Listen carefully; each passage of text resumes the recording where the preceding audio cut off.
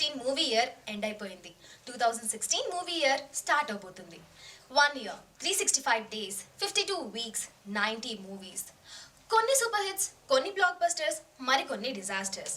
మరి ఇన్ని సినిమాల్లో ఏ సినిమా సూపర్ హిట్, ఏ సినిమా బ్లాక్ బస్టర్, ఏ సినిమా డిజాస్టర్, ఏ సినిమా క్రిటికల్లీ అక్లెయిమ్డ్ అనేది చెప్పడానికి నేను కాజల్ వచ్చేసాను ఓన్లీ ఆన్ iClickMovies.com. మరి 2015 టాప్ 5 డిజాస్టర్ మూవీస్ ఏంటో చూసేద్దాం. సురేందర్ రెడ్డి రవితేజ కాంబినేషన్ లో వచ్చిన కిక్ మూవీ రవితేజ కెరీర్ లోనే బిగ్గెస్ట్ హిట్ గా నిలిచింది. మరి సేమ్ కాంబినేషన్ లో కిక్ 2 వస్తుంటే అందరి ఎక్స్పెక్టేషన్స్ చాలా హైగా నిలిచాయి. ప్రొడ్యూసర్ కళ్యాణ్ రామ్ ఖర్చుకి వెనకాడకుండా రవితేజ మార్కెట్ ని మించి 40 crores బడ్జెట్ తో ఈ సినిమాని నిర్మించారు. కానీ కలెక్షన్ పరంగా చిన్న స్థాయి సినిమా కలెక్ట్ చేసినంత కూడా కలెక్ట్ చేయనందుకు 2015 డిజాస్టర్స్ లో 5th ప్లేస్ లో నిలిచింది.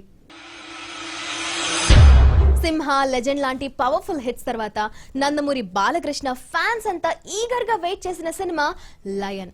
ఈ సినిమా ఆడియన్స్ ని, ఫ్యాన్స్ ని మాత్రమే కాదు, ఇటు ప్రొడ్యూసర్స్ ని, డైరెక్టర్స్ ని, హోల్ ఫిల్మ్ ఇండస్ట్రీని భారీగా డిసప్పాయింట్ చేసింది. ప్రెడిక్టబుల్ స్టోరీతో, గజిబిజి స్క్రీన్ ప్లే తో బోర్ కొట్టించేసిన ఈ సినిమాని బాలకృష్ణ హీరోయిజం కూడా కాపాడలేకపోయింది.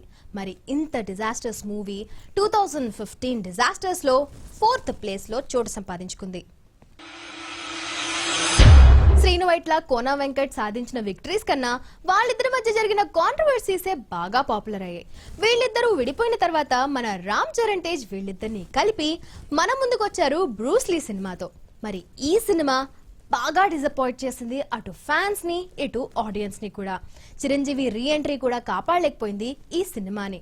మరి ఇంత డిజాస్టర్స్ మూవీ 40 crores కలెక్ట్ చేసి 2015 డిజాస్టర్స్ లో 3rd ప్లేస్ సంపాదించుకుంది.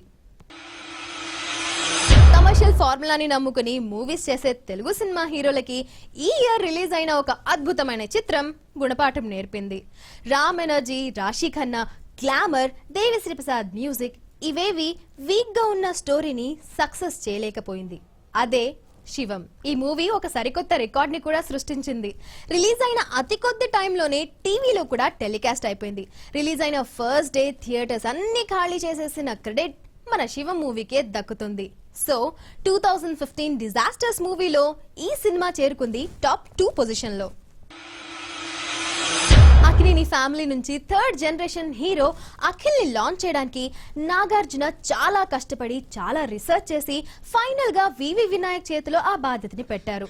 ప్రొడక్షన్ బాధ్యతలన్నీ మన యంగ్ హీరో నితిన్ తీసుకున్నాడు.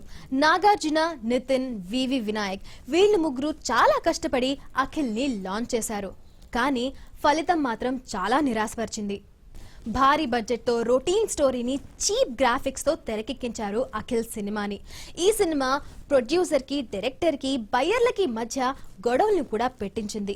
50 crores బడ్జెట్ తో రిలీజ్ అయిన ఈ సినిమా కనీసం 20 crores కూడా చాలా కష్టం మీద కలెక్ట్ చేయగలిగింది. సో డిజాస్టర్స్ ఆఫ్ 2015 లో టాప్ 1 పొజిషన్ కి చేరుకుంది అఖిల్.